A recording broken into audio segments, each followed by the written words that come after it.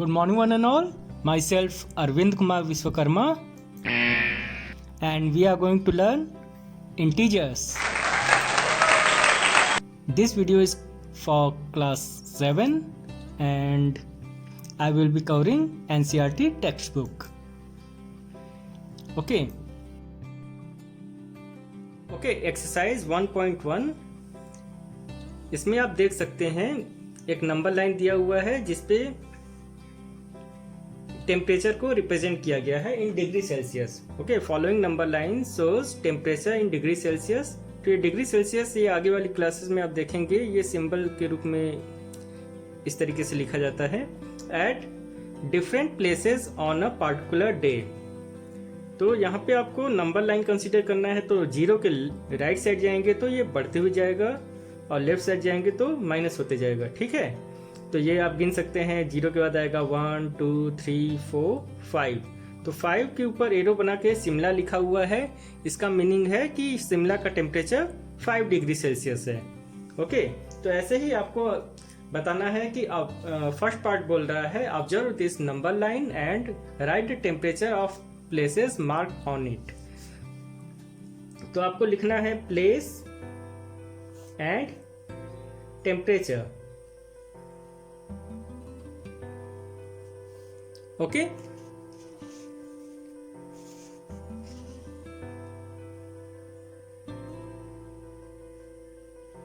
तो आप देख सकते हैं नंबर लाइन है. हाँ, ठीक है. और पहला place Lahaul Spiti.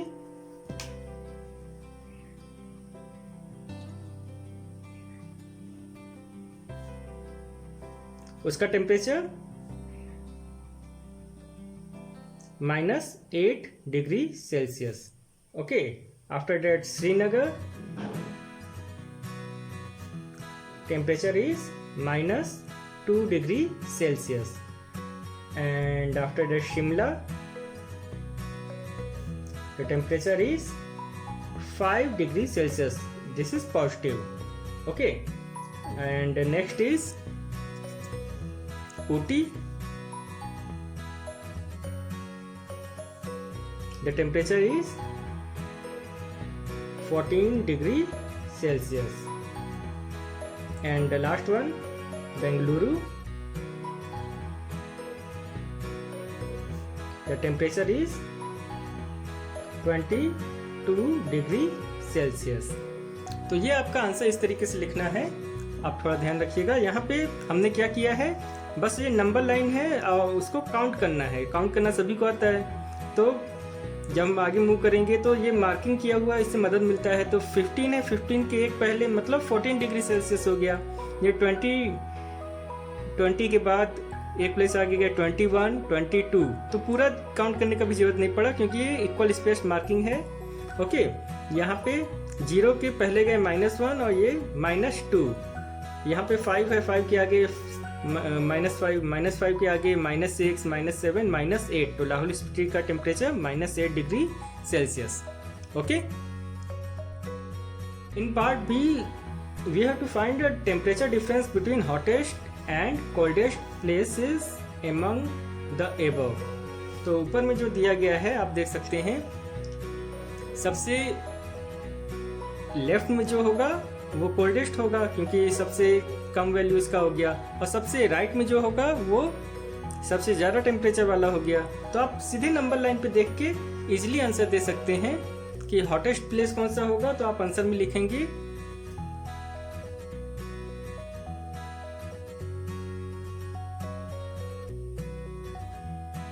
Okay, hottest place that is Bengaluru. Bracket में करके बता दिया कि हाँ बेंगलुरु का टेम्परेचर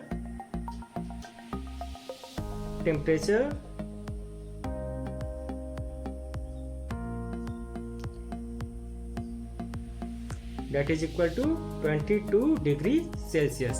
ओके, तो हमने पहले यहाँ पे बता दिया कि सबसे ज़्यादा टेम्परेचर किसका है और फिर इसके बाद the coldest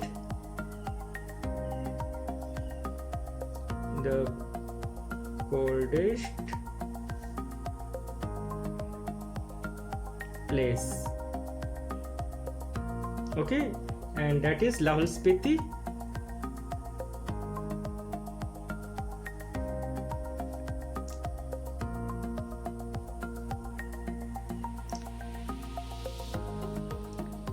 coldest place temperature is -8 degree Celsius.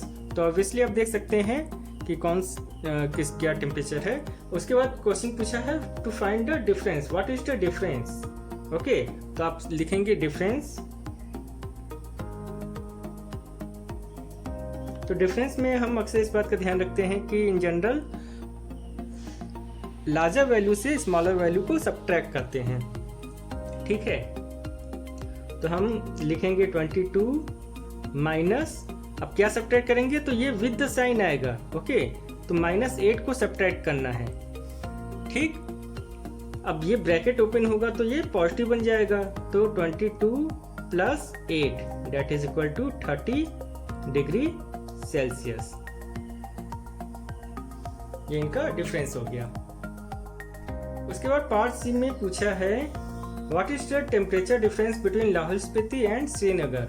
तो आप ऐसे ही पहले लिखोगे क्लियर में कि temperature of Lahaul Spiti is equal to this much, temperature of Srinagar is equal to that much. Okay, after that difference जैसे मैंने पहले बताया था वैसे लिख देंगे। तो ये आप अपने से करिएगा। Part D, can we say the temperature of Srinagar and Simla taken together is less than temperature at Simla? Is it also less than the temperature at Srinagar? तो सबसे पहले आपको बताना है कि temperature of Srinagar and Shimla taken together. तो आप उसको लिखेंगे, temperature of Srinagar and Shimla taken together is equal to, तो श्रीनगर का temperature -2 degree Celsius plus, taken together है तो प्लस करना है। ठीक है, टेम्परेचर शिमला इज 5। तो जब देखेंगे तो हमारे पास एक नेगेटिव इंटीजर पॉजिटिव इंटीजर, तो सब्ट्रैक्ट होगा, ये आ जाएगा 3 डिग्री सेल्सियस। तो उनका कंबाइंड टेम्परेचर 3 डिग्री सेल्सियस है। And we have temperature of Shimla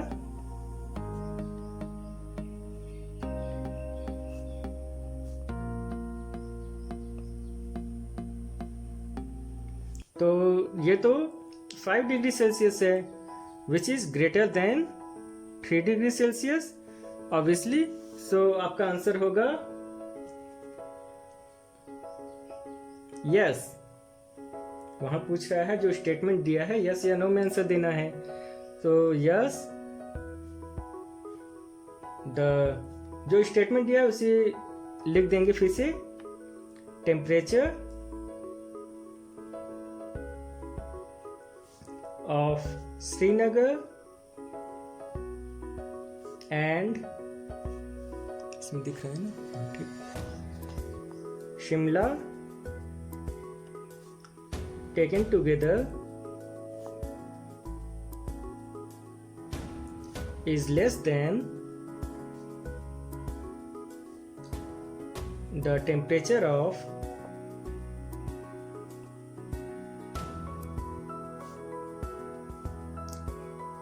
temperature at, of नहीं है, at है, शिमला।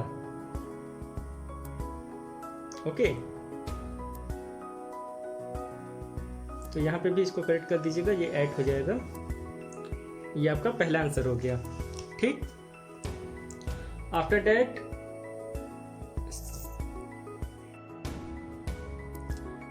सेकंड क्वेश्चन में आप देखेंगे in a quiz positive marks are given for correct answer and negative marks are given for incorrect answer and Jack's score in the 5 successive round were some marks are given. Okay, and what is his total at the end? तो आपको बस direct लिख देना है the total marks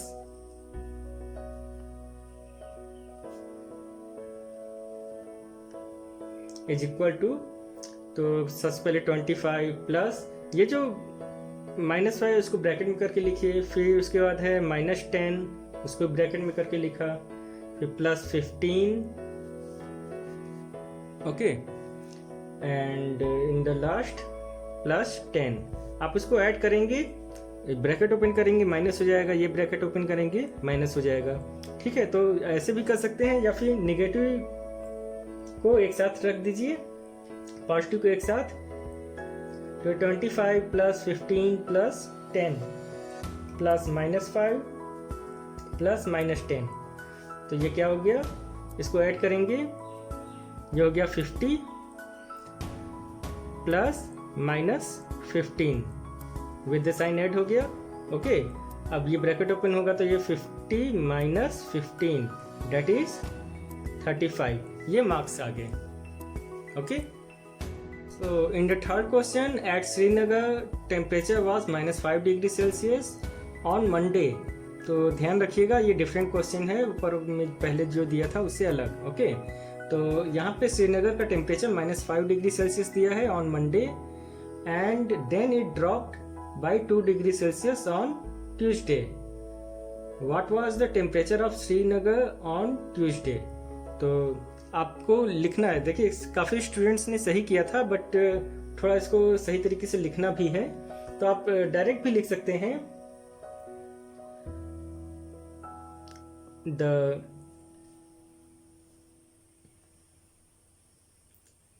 temperature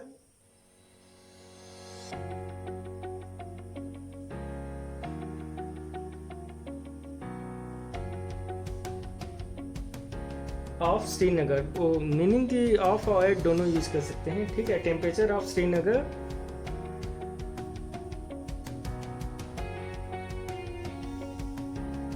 on Tuesday, दिख रहा है यहाँ पे, ठीक, ऑन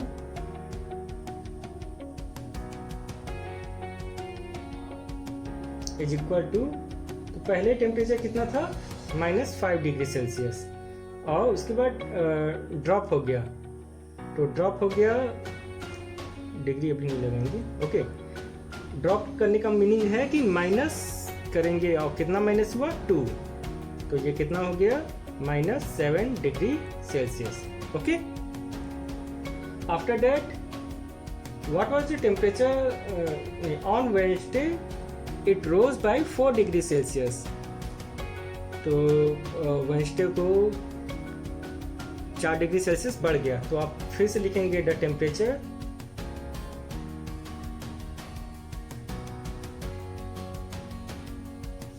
ऑफ श्रीनगर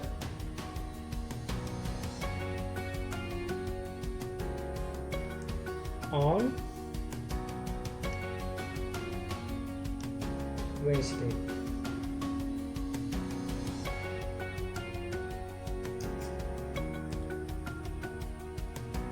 तो जाहिर सी बात है, ट्यूसडे से आप कंपेयर करेंगे, तो पहले अब ट्यूसडे में है -7 डिग्री सेल्सियस। ओके, अब ये बढ़ा है, इंक्रीज किया है, रोज मतलब बढ़ना। ठीक है, राइज का सेकेंड फॉर्म रोज, तो +4 कर देंगे। ठीक है, अब इसको एक पॉजिटिव इंटीजर एक नेगेटिव इंटीजर, यहाँ पे नेगेटिव और ये पॉजिटिव हो गया, तो सॉल्व करेंगे -3 डिग्री सेल्सियस, ये आपका आंसर हो जाएगा। ओके, क्वेश्चन नंबर 8 में दिया है, verify a minus b in the bracket is equal to a plus B. मतलब जब हम ये ओपन करते हैं तो ये प्लस हो जाता है, इसको हमें वेरीफाई करना है for following values of a and b। फिर इसके बाद ये 4 वैल्यूज दिए गए हैं, तो हम केवल एक पहले के लिए देखेंगे। यहाँ पे पहला value a equal to 21 and b equal to 18, remaining आप खुद से कर लेंगे।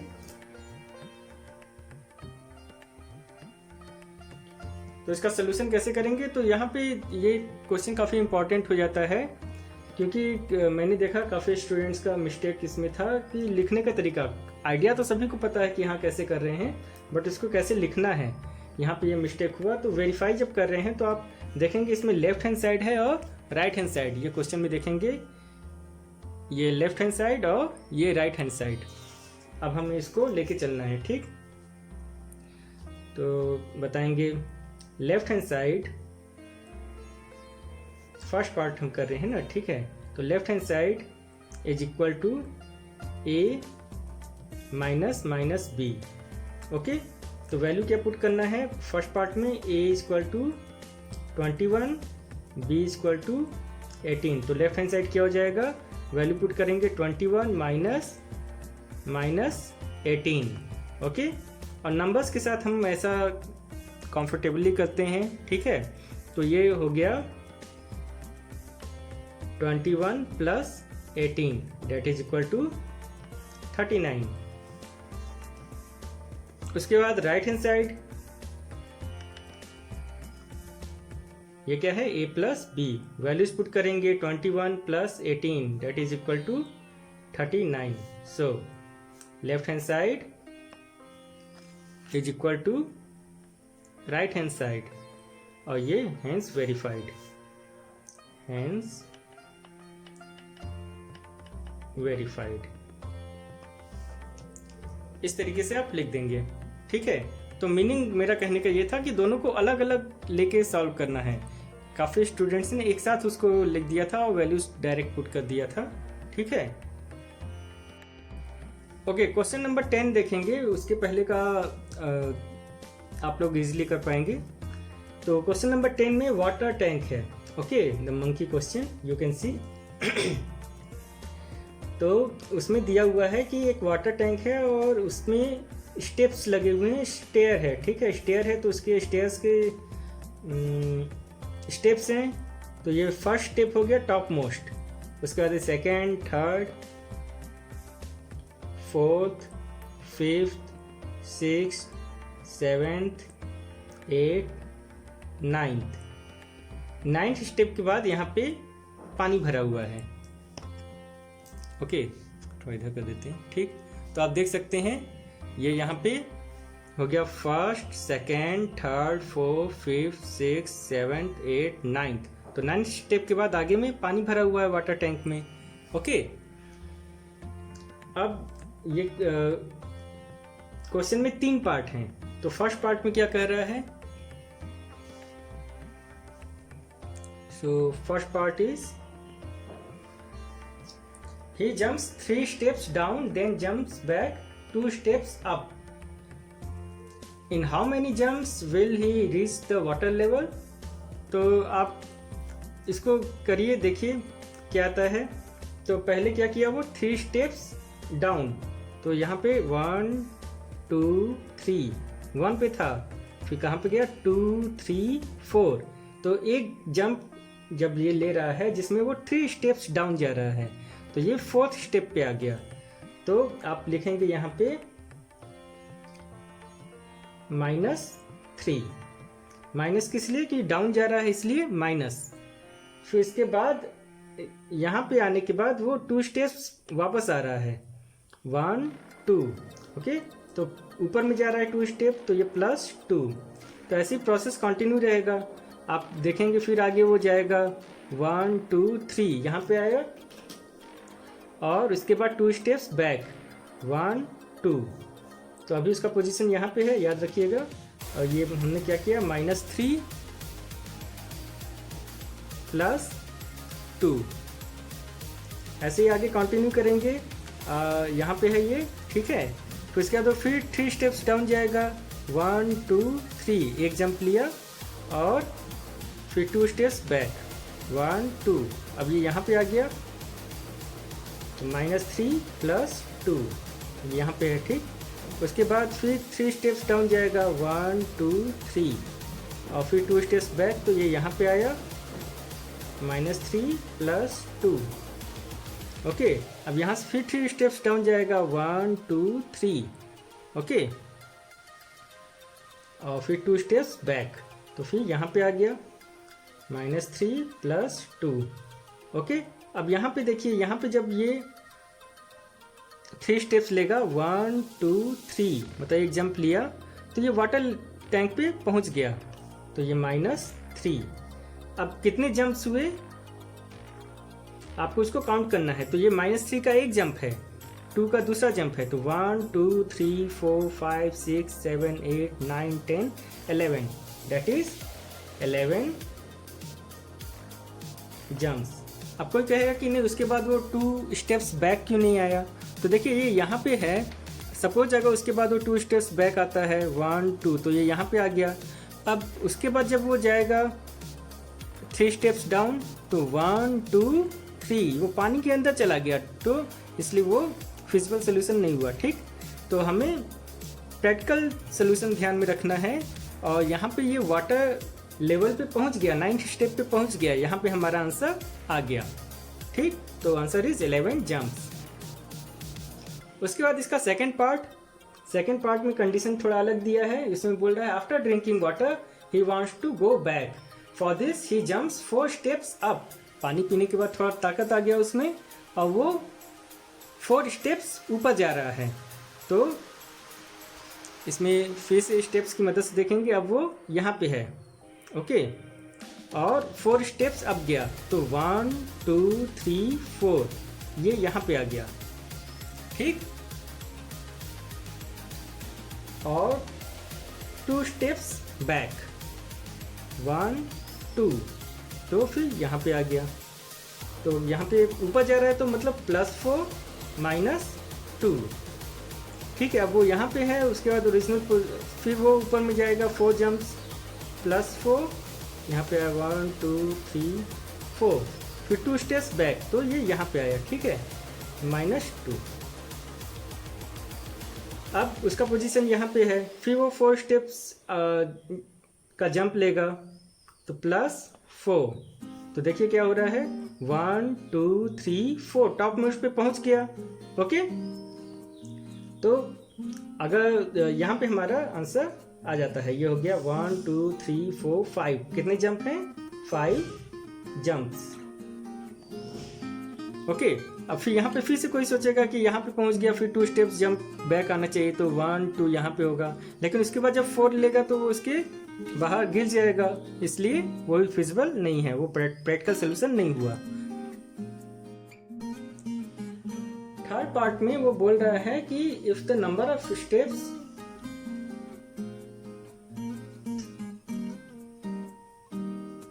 move down is represented by negative integers and number of steps moved up by positive integers.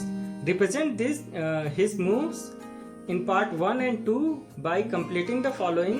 तो इसमें थर्ड पार्ट में, सॉरी यहाँ पे ये थर्ड पार्ट है। Okay, so in third part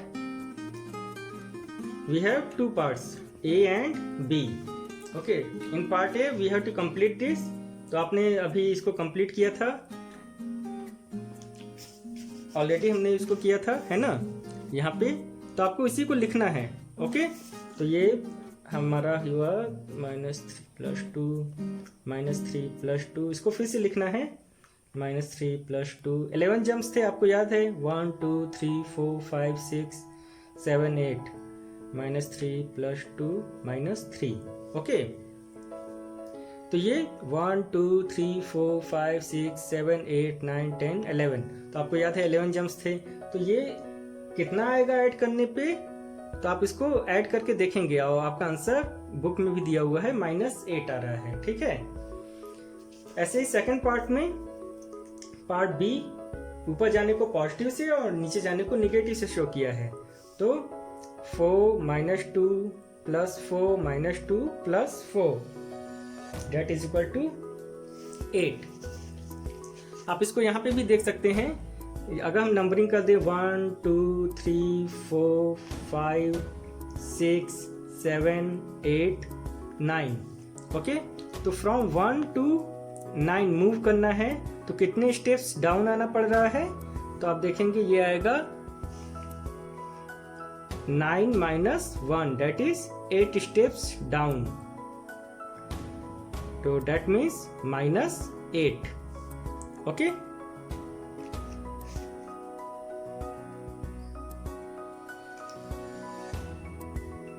फिर क्वेश्चन पूछ रहा है what will be the sum 8 in B represents। Okay, तो यहाँ पे आप देख रहे हैं -8 आ रहा है, ये -8 रिप्रेजेंट कर रहा है नीचे जाने को, तो +8 क्या रिप्रेजेंट करेगा, तो +8 रिप्रेजेंट्स